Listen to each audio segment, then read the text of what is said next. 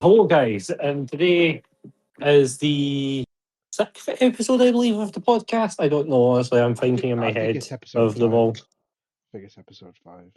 Uh, Hold on. Yeah, real head. Let's be. Yeah, it's five. Sorry, I'm making mistakes here. But episode five of it, and we are doing Mr. Bungle Yes. today.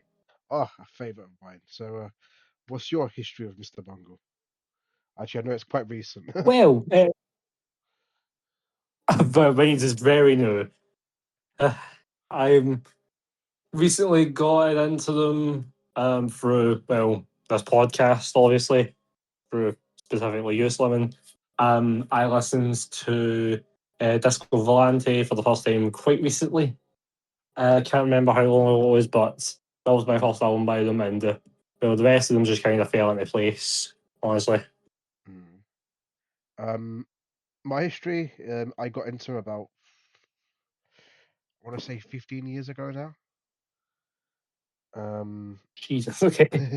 and yeah, no, the first song I remember hearing was Castle off of their first album. And I was like, sounds kind of cool, let me listen to some more of it. And then before I know it, I was on what was it, Pirate Bay back in the day, and I managed to download all the albums and all like their demos. So for about 2 years straight, I did nothing but listen to Mr. Bungle. I listened to all the demos, I listened to all the albums.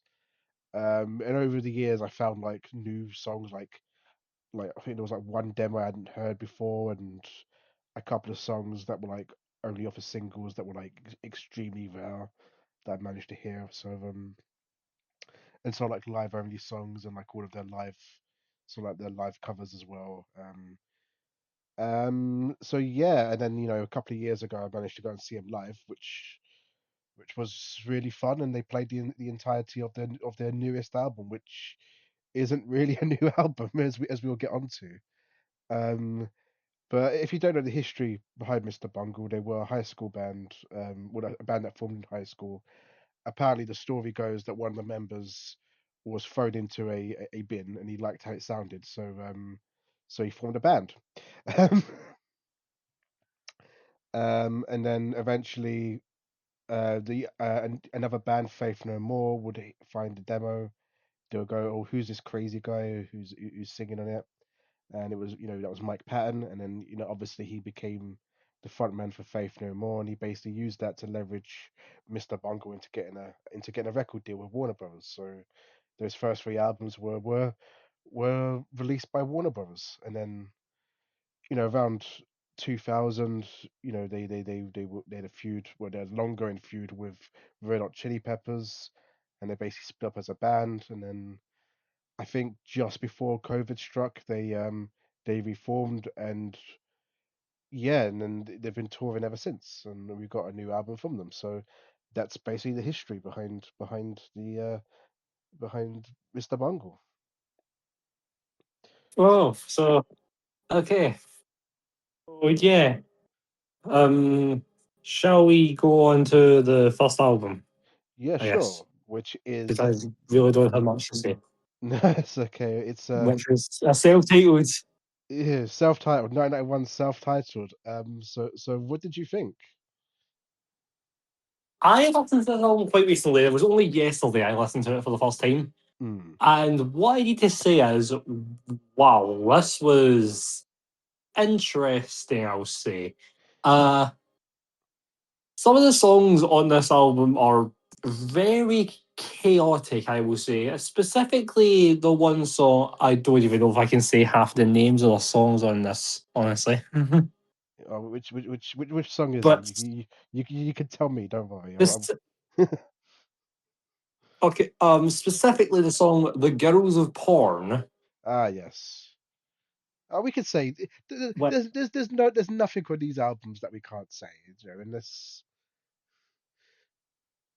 Okay, well, we'll wait till we get onto the last album for that. Anyways, um, Oh yeah. Besides that what one. I will say. Oh yeah, yeah. But anyways, but this album was very interesting. Was pretty good. I'll not. Oh, it was probably my least favorite by them, but I don't really think there's anything that this band has done that is really bad per se. No, this yeah, I do agree. Look, I do like this album a lot, but I think again, it's like you said, it's my least favorite by the band. I think this album though is very back-ended. Like the second half of this album is great because you've got My Ass Is on Fire, you've got what's the what's the song about the dog?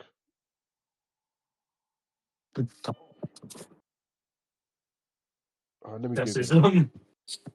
Let me Google it. um Yeah, one of the songs is about a dog dying. dying. Oh, I know exactly what you're on about, but gosh, this is old. Oh yeah, because you got Stub a Dub. That's it. Stub a Dub. You got Stub a Dub. My Ass Is on Fire.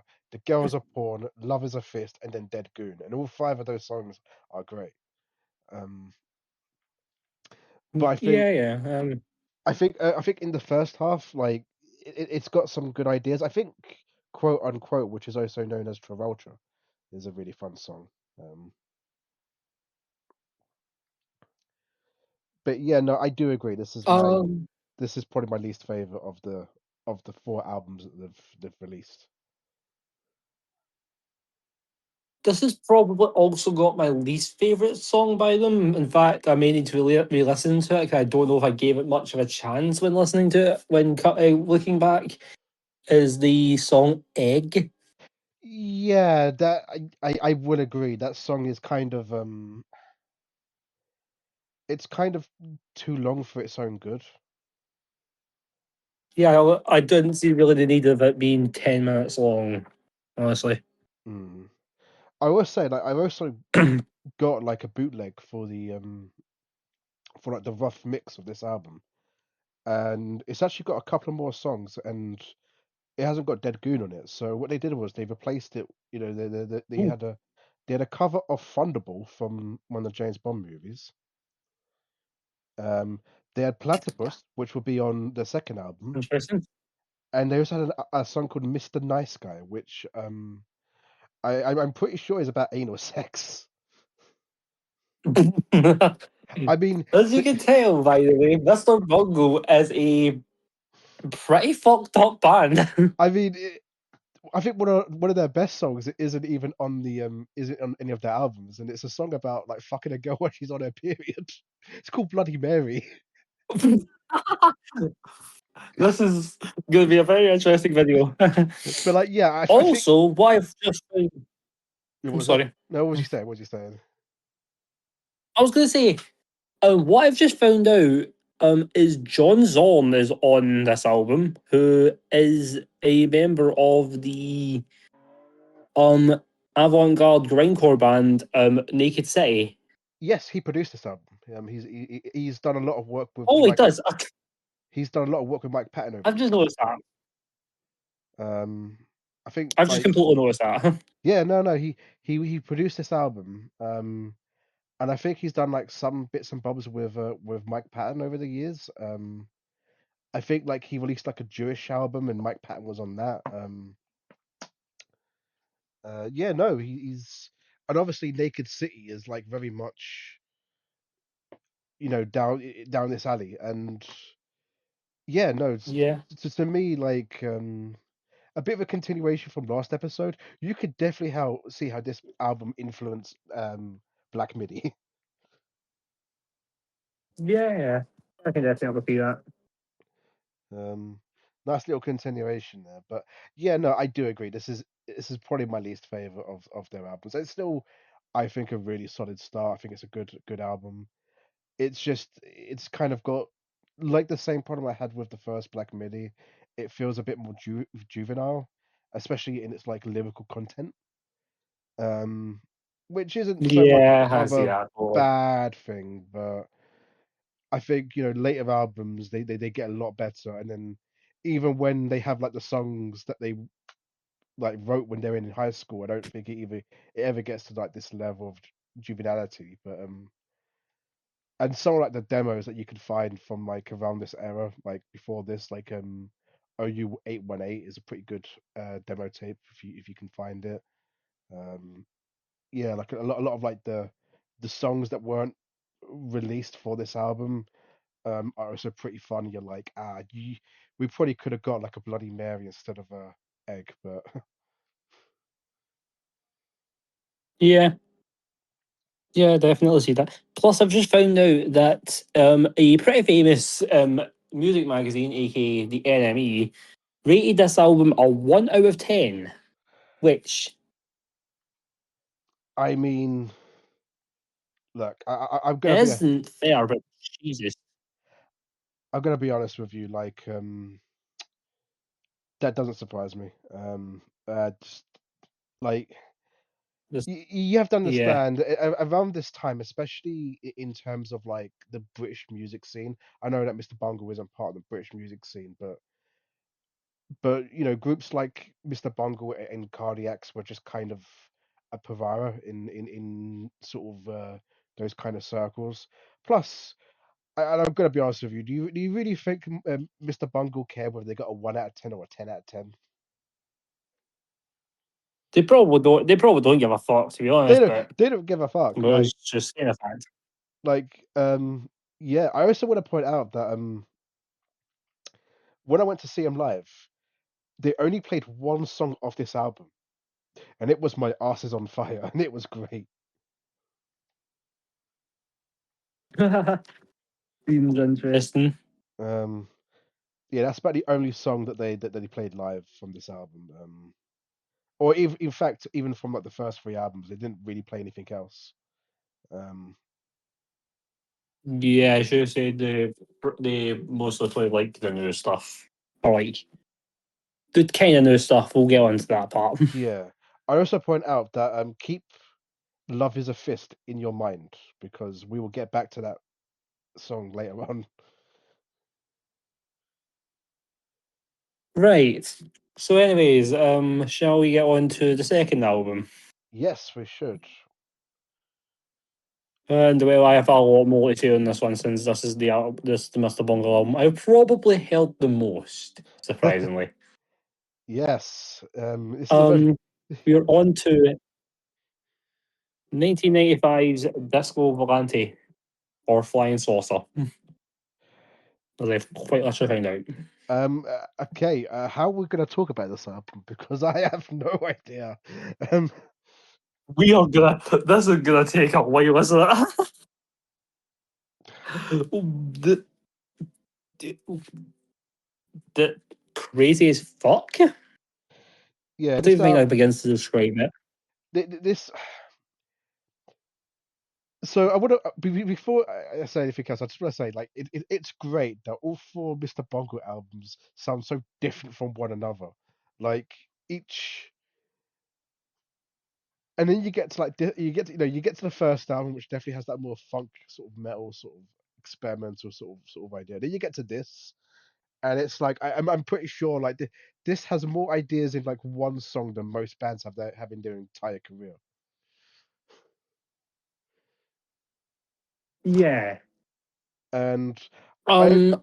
I sort of put it. I can understand why they wouldn't want to put Platypus on the first album. It fits in perfectly fine here. Yeah. I mean, to be fair though, anything could fit here fine. It's literally. I'm pretty sure every single song on this album has a different genre. I think every like minute, like you've got what is it? Everyone I went to high school is dead, and that feels very synonymous with like the very early stuff they did back in like when they first started off as a band. It's more like just straight up metal, but it's all done with like one note. Yeah, yeah, definitely. Yeah. It's like the most boring I was metal gonna say, song I've ever heard. funnily enough, that song, Everyone I Went to High School With Is Dead, has been stuck in my head for quite a bit because, fun fact, I'm going to get personal with this one. I recently graduated from secondary school, Oh, which well is done. high school in America. So, yeah, I graduated a couple of days ago. So, that's, it's like that song has been stuck in my head for some fucking reason. It's yeah, no, So, it's everyone's in their past. I could probably understand, like, you're going through the motions of that, because that song is about, like, that song is essentially about going to uh school, and well, like, when you leave school, like, you don't see any of your friends again, which is really funny considering that, like, this was a high school band who, like, met each other in high school. Yeah. um but no, it's yeah, no, this is always a fun album to talk about, because I've only heard it all the way through a couple of times, even though I've probably heard it quite a lot, just because it's so fucking hard to listen to. Um, Yes. It, yeah, I was going to say it's very hard to like get fully through, even though it's an amazing album. hmm. And then you It's got basically like Mr. Sorry, no, you continue, because I was going to move on to the next song, but I was basically this is basically like Mr. Bungle's equivalent of soundtracks for the blind. If soundtracks for the blind was incredibly fucking chaotic. I also think they came out the same year. Um, No, it was one year later. One year oh, later, one year. soundtrack Okay. was All right. 1996. All right. Yeah. No. Yeah. Like even the soundtracks for the blind just doesn't go into like this. Doesn't go hard into this territory. Um, and soundtracks for the blind is a hard album to listen to. I want to point out, but and it's almost double the length of this, and I feel like that is an easier thing to go through than to go through this album. Um, Yeah. Although I want to give a massive shout out to the song Desert Search for Technoala, which is really fucking good, but it's also really weird as fuck. yes, no, Just Desert Search for Techno Allah is like all of a sudden you have this album that's full of like musical concrete and jazz, and then you go into Desert Search for Techno Allah, and then all of a sudden it becomes like a techno album, yeah, just a really weird techno album. Um, yeah. but yeah, no, I love this album. I love that song. Yeah. You got Just you to read out some of the sorry, yeah. just to read out some of the genres it says here. It's got sludge metal, death metal, Arabic music, music concrete, as you mentioned, tango, klezmer, noise, and easy listening. No, there's nothing easy listening about this album. Um, Apparently, backstroking is easy listening. which you know what, probably the most easy listening. I think "Merry Go Bye Bye." We'll talk about that one. We'll talk about "Merry Go Bye Bye," the album closer, because in like a bit later. But yes, no, Desert Search for Techno Allah. I like the double punch, no pun intended, of Vanosa Domestica and After School special. Just these Oh, two, right, yeah. just these two songs that are like about domestic violence, and one of them is in Italian for some reason, and it sounds like the sort of music I can imagine like an Italian gangster dancing to. Um, Yeah. then you got Man Mashika Mo Squaz, which is just mumbo jumbo. Like it doesn't mean anything. As I say, it's in complete gibberish, I'm pretty sure. It's just a song in complete gibberish. There's no meaning to it. And then you get possibly like the biggest song on the album, which is the Bends, which is like just goes through so much shit. Yeah. Well, another band released something called The Bends in this year. But we've already done an episode on them. Yeah, and like just to think like this song, the Bends, is like yeah, like 30 minutes shorter than the album. um, no, but and then and then you got a couple more songs, and it just sort of caps off with "Mary Go Bye Bye," an entire song about mass cult suicide. Yeah. Could put quite simply, this album is fucking crazy, and despite what I said earlier on, that this was my first Mr. Bungle album, this probably shouldn't be anyone's first Mr. Bungle album. No, imagine like going back in time to like the olden days, and then you see Mozart and you just sort of show him this album. He'd have a heart attack. You say to him, this is what music turns into. this is this is what everyone goes to see. This is how popular music is. Um, Yeah. but no, it's yeah, that's another thing I noticed about Mr. Bungle. I noticed about years ago. A lot of the album, a lot of the songs have like, at least I think every album of theirs has a song about suicide. Like you have Dead Goon, which is about basically um, you know, sort of hanging yourself and then accidentally dying. Gosh, that's a fucking that's something interesting. I mean, you can even hear the rope in the background at one point. Oh yeah, so you kind of just fall right there. And then you got this, and then no, this was for a while my favorite Mr. Bungle album, and I really had to weigh it up with another one that we're going to talk about in like a minute, um, but yeah, no, I think what kind of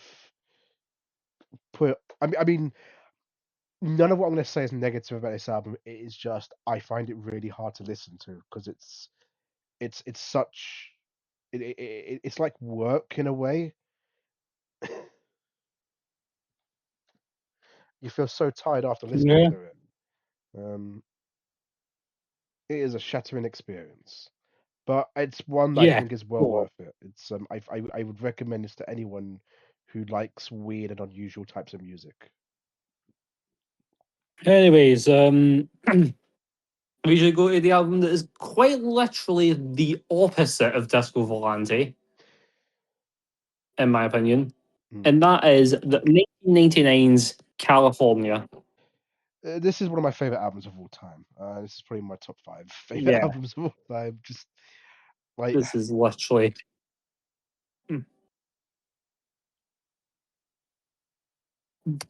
like this. As I said, this is quite literally the opposite of like there's barely anything on this that's chaotic apart from like one or two songs I can think of. oh no, I still think this album is chaotic, but it's more controlled now. It's like it's not Yeah, it's not going all the way out like previous albums did. This yeah.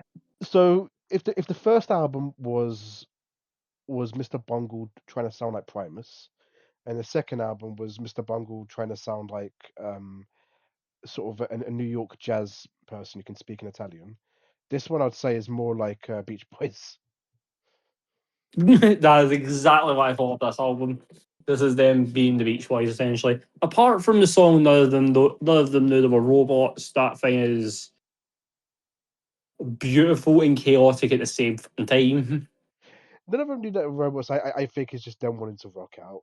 It was just them kind of like going, let's just have this moment to rock out. But yeah, no, there is this album is so good. Like literally, I think any problems I had with like the previous albums, this one just fixes it. Um, I really like the song "Air Conditioned Nightmare." Um, Yeah, I was a bit sad. Probably my favourites off of it too. Yeah, probably my favourite off of this was Retro Vertical. yes, I do like that song.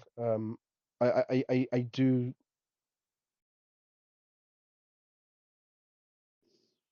It's one of the slower songs off this album, by sure. Um, no, it's a good song. It's a good song. I think, however, yeah, no, I like it. Right. I was gonna say, doesn't this album also contain like their most popular song? I'm pretty sure, or unless I'm thinking wrong. Which song's that? Hold on, let me check it. In fact, hold on, I'll fact check myself here. Check yourself before you trick yourself. I'm sure. Yeah, I'm correct. Pink cigarette. Yes, Pink Cigarette, another song about suicide. Um, Oh God's sake, ironic. um, but it's no, Pink Cigarette is one of those great songs, and it's like it's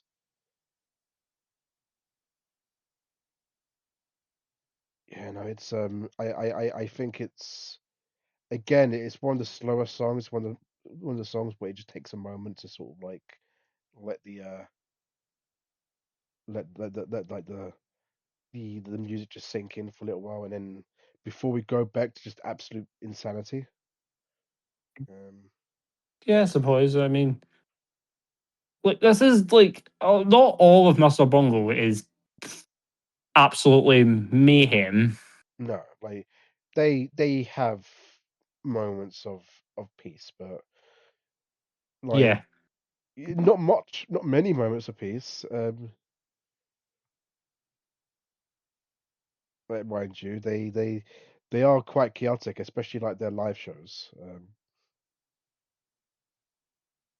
oh, well, I'm pretty sure I pointed out this fact in the last review, but in fact, I may actually point it out now because I'm pretty sure this was during this era, or maybe it was the last one. I don't know. I can't remember when it was, but didn't Mike Patton piss on Axl Rose's teleprompter?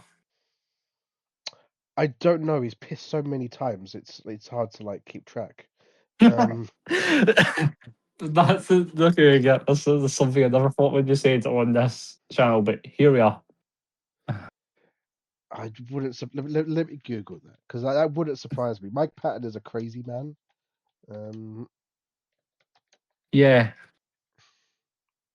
Uh in fact, I'm looking this up too. I'm fact checking myself again. I'm sure the Jeez. crew guys love tearing down the pissy monitors that night. Yeah, right. Oh, I've just hurt my foot. Anyways, God, where is anything? Okay, no, it looked like it was with Faith No More. That was during the early 90s. Oh, oh, right. So I've just went to a complete wrong band. Wrong band, wrong era. I mean, still Mike Patton. Still Mike Patton. I mean, It was still my band. he's toned down a lot since like those days. I think for him it was just he wanted to be like an actual prick or something. Yeah, he once defecated The Axl voice Rose's of orange juice. what the fuck? Yep, this guy is. Yep, he's a crazy man. But Oh, we'll go with that. he's like he's like the crazy version of Gigi Allen. I don't know if we should compare him to Gigi Allen. Well, to be fair, you can because he's with Faith No More. He covered a Gigi Allen song. Oh, well, that's certainly something. Which one was it? Because I think I've got it on vinyl. I think it's on the vinyl I have of like No, ironic. I've uh, just found out Mike Patton worked with Mersball. I did not know this. oh, he's worked with everyone. He's worked with Bjork. He's yeah, like you'd be hard pressed to I know find he who he works with hasn't worked Bjork. with. Uh, I know he worked with Bjork. He worked with her on the album Medulla, he's which worked I listened to. he's worked with who's the guy from Gorillaz? Damon Albarn? Yes, David Album is on a album with Mike Patton, only like very briefly. Um, Oh, fair enough then. because when for like Fair enough. there's in between the times of California and Raging Wrath of the Easter Bunny demo, he did like a bunch of other shit, and one of them was he got really into trip hop for a while, Oh, and interesting. one of the groups he sort of formed with a trip like with trip hop is was with a guy called Dan the Automator, who also produced the first Gorillaz album. Ah, And so you listen to that, and it's kind of got it sounds like the first Gorillaz album.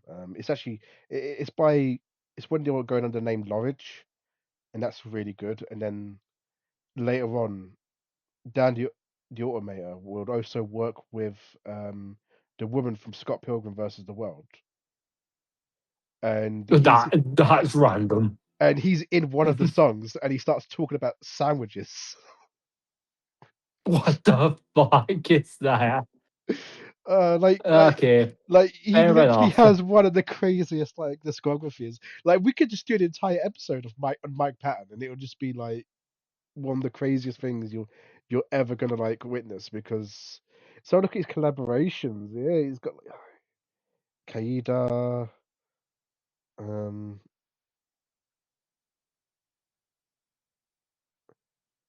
yeah, like he's worked with everyone.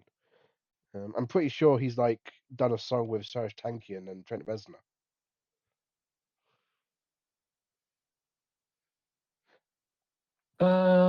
So yeah, so yeah, that's California slash. We've just basically talked about a lot of Mike Patton's solo career right there. Yeah. Um, Don't yes, know no, where it's come from, but California, one of the yeah, best let's. albums of all time. Anyways, well, we're good. The listen to the last album. God, that's. I feels like it went by pretty quick, honestly. Yeah, Anyways, we are now on to 2020 slash like I'm pretty sure 1989. They released this technically. yeah. Rage and Wrath of the Easter Bunny. Whoever these, you're funny, and it's fucking funny we're doing it on this day. By the way, Oh yes, because because it's literally Easter. yes, it's Easter Sunday. So this, in many regards, can be considered an Easter special. Yep, well, quite literally. This. Oh no, by the way, I'm wrong. It's 1986 that they've did this. Oh well, so that was 40 years ago. So we're doing this on the 40th anniversary of the original album or the original demo, and we are doing it on Easter Sunday, which I think is probably the best, one of the best times to do it. This album was honestly pretty good. Honestly, I it's definitely one of the weaker works, but Yeah, it's it's I mean it's only a four. They've only got four to be fair, so yeah. when it look. I'll be honest with you. The fact that we even got like another Mr Bungle album at all is something that I just never thought we'd ever get. And the fact it was like a re-recording of their first ever demo is like actually that makes a bit plenty of sense. It's I like this album.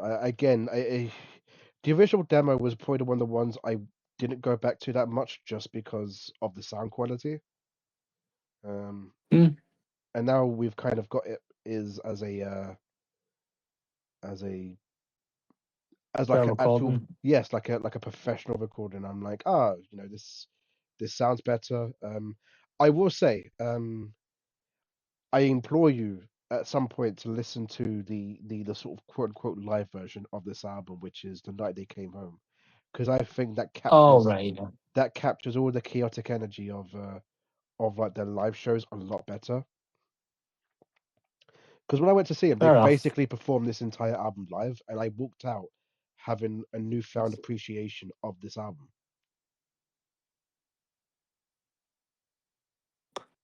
Yeah. Oh,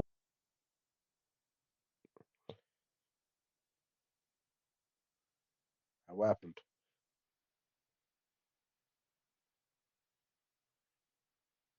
Hello? all right. Sorry about that. I was sorry about that. I'm back now. That was awkward. Anyways,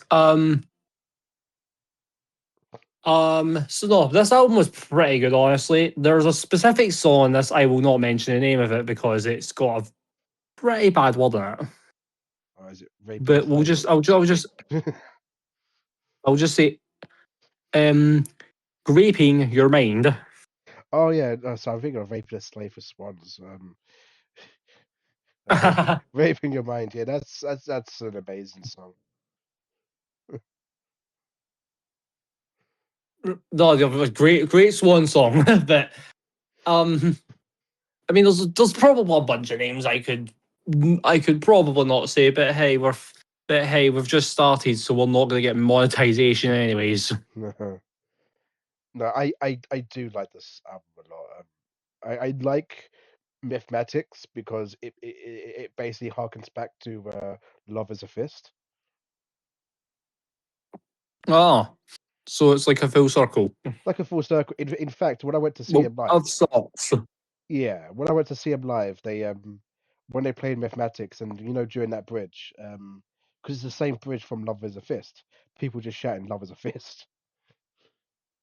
Fair enough. But no, this is a good thrash metal album. And finally they got to work with their like heroes, one of their heroes, which is basically I think it's Scott Ian from Slayer. I'll check that for you. Let me see. Where is it? Was okay. Good. Okay, got confused. Scott Ian is from Anthrax. Ah, yeah, yeah, yeah. And then Dave Dave Lombardo Lombardo. is from, yes, Yeah. yeah. Well, basically, I've actually heard of Dave Lombardo surprisingly. So, uh, I haven't listened to Slayer yet, but I if probably that should. if that if this is the way against them, I'm surprised.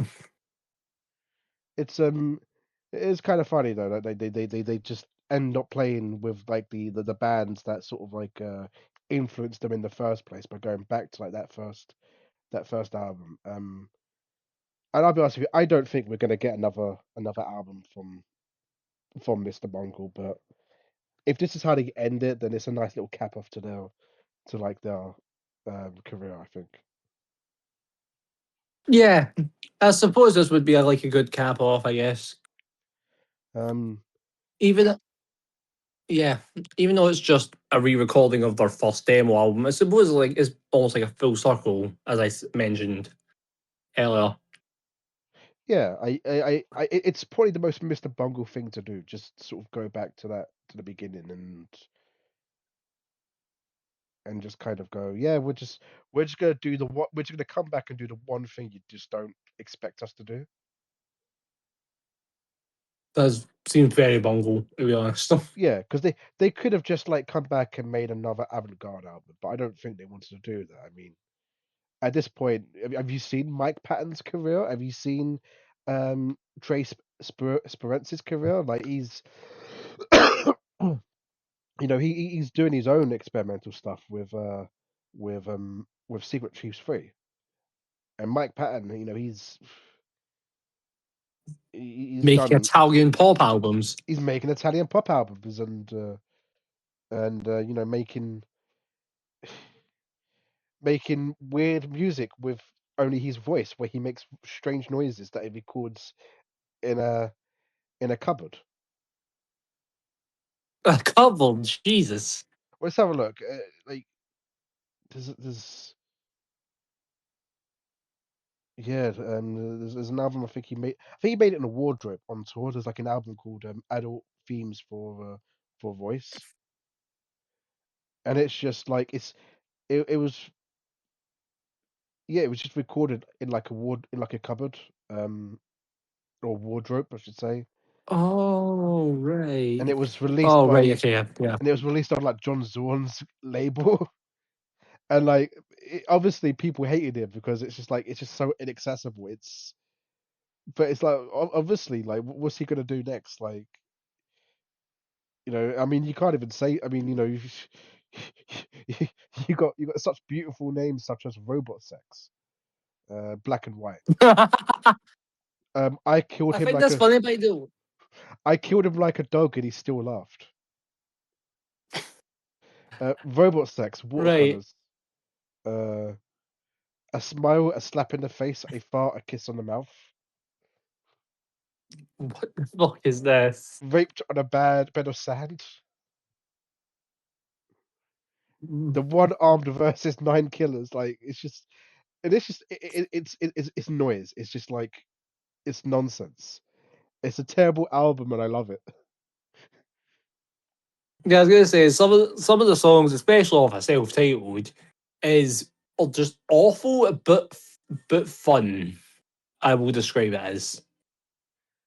Yeah, I wouldn't even say they're awful. Like none of the songs off of self-titled are like ever get like they're all technically good songs, and like they're all basically at that point they were youngsters. Fucking hell, I'm calling them youngsters. They were youngsters making music, and they were young whippersnappers. You know, let's go like more bongoistic language. Okay, all right, Um, we'll go with that. and basically they were making music. I mean, they technically could make good music, but they chose not to. So they made their self-titled, and then with Disco Volante, they were like, we could do a follow-up to self-titled. Instead, we're just gonna make this weird nonsense. By the way, I find this funny. Mr. Bungle, more specifically Mike Patton and Trevor Dunn, have a connection to Sonic Youth in a way. Do they? Yes, because as you mentioned, John Zorn's level is Zadig, I believe is how you pronounce it. Mm.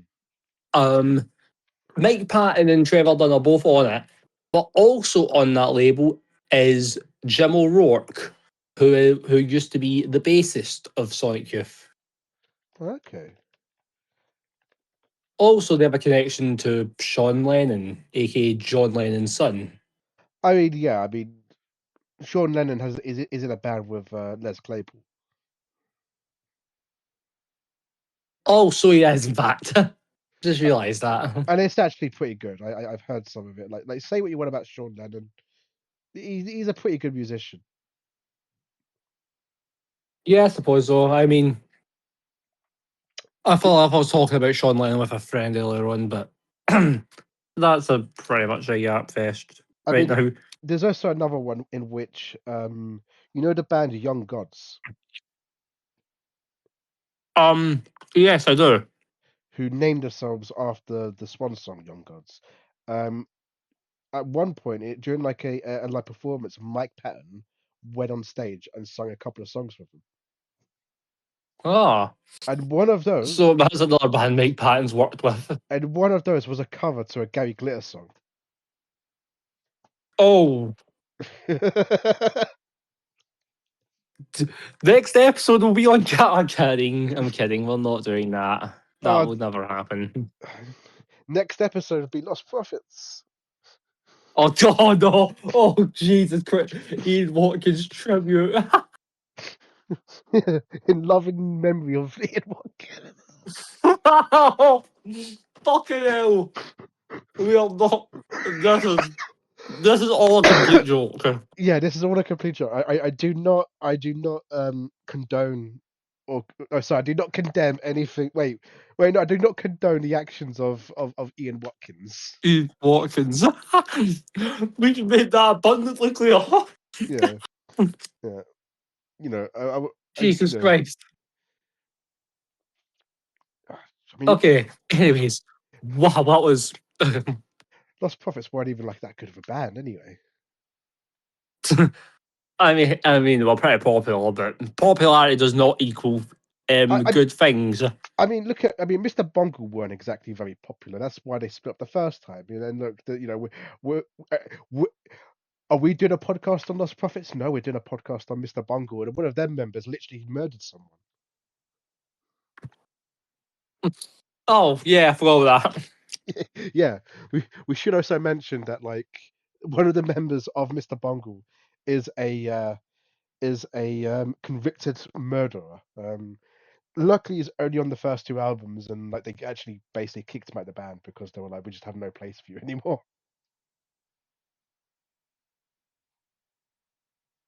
Yeah.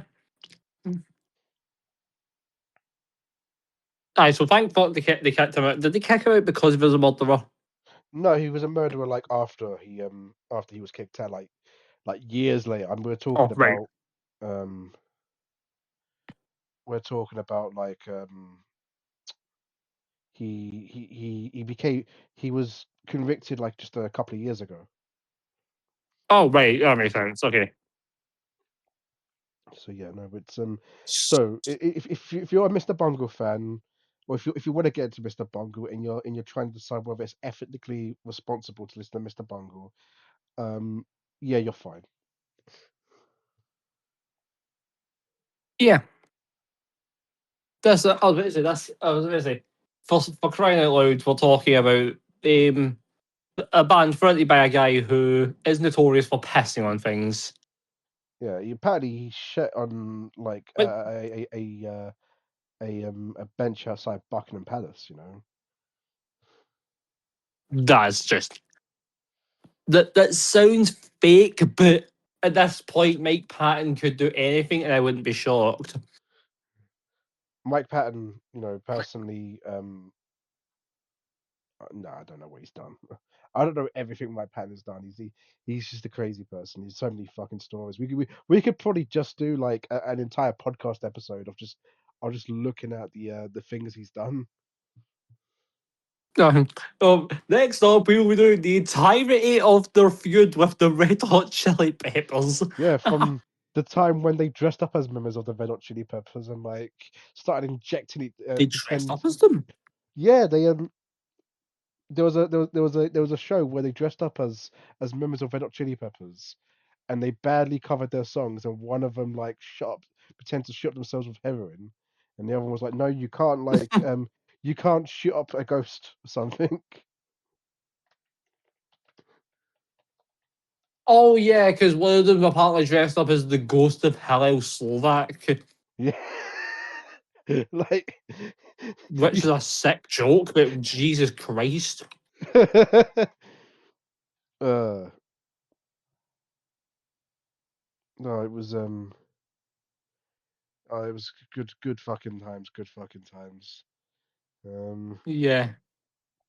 so yeah, my question is, where do you think Mr. Bungle will go from here? If Well, we don't think they're going to make another album. No, they I don't think they will, but also as well, expect the unexpected. Like they probably will make another album. Mm. Yep, full Italian pop album. Mr Bungle next.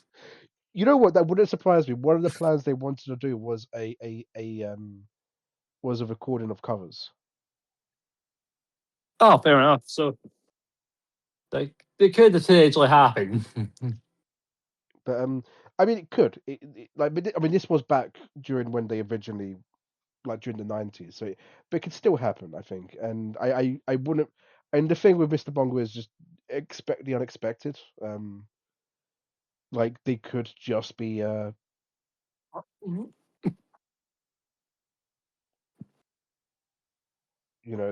they could just be like, they could just not make any more music. They could just tour Raging Wrath like now until they split up again. I mean, Mike Patton is still going to put out new music no matter what. He's still in like 1,000 other bands, and he will still be doing like loads of collaborations. But Is again, Faith No More starting? no, that ended. They basically said Ah, right. they probably won't tour ever again. Um, Ah, right. I think members of Faith Fair No enough. More are kind of pissed about that, but at the same time, look, I think Mike Patton just kind of saw that as his route to kind of like do whatever he wanted to do. I don't think his heart was fully in Faith No More. Oh, right.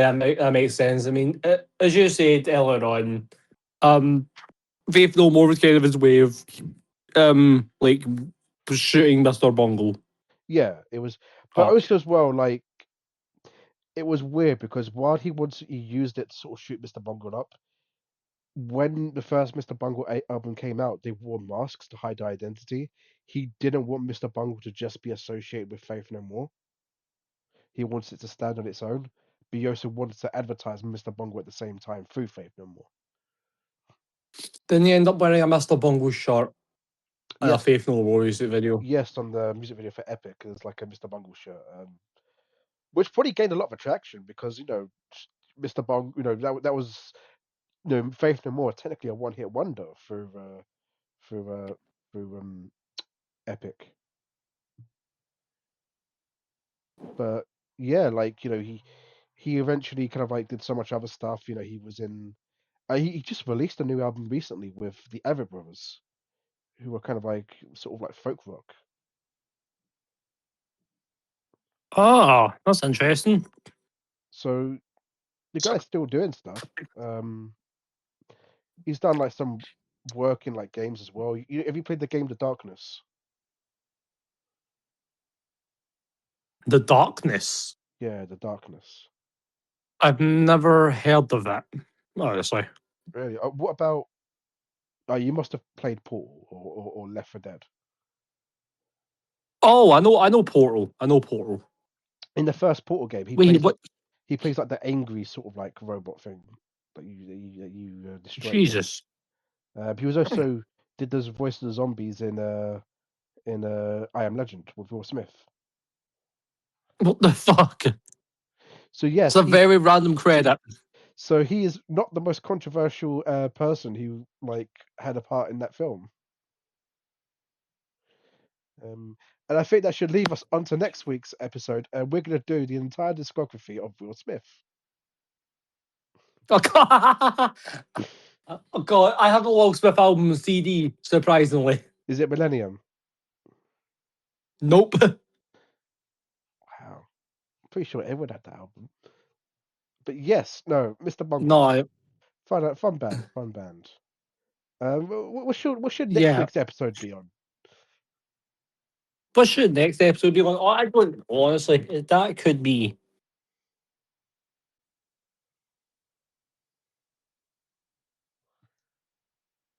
I really don't know, honestly.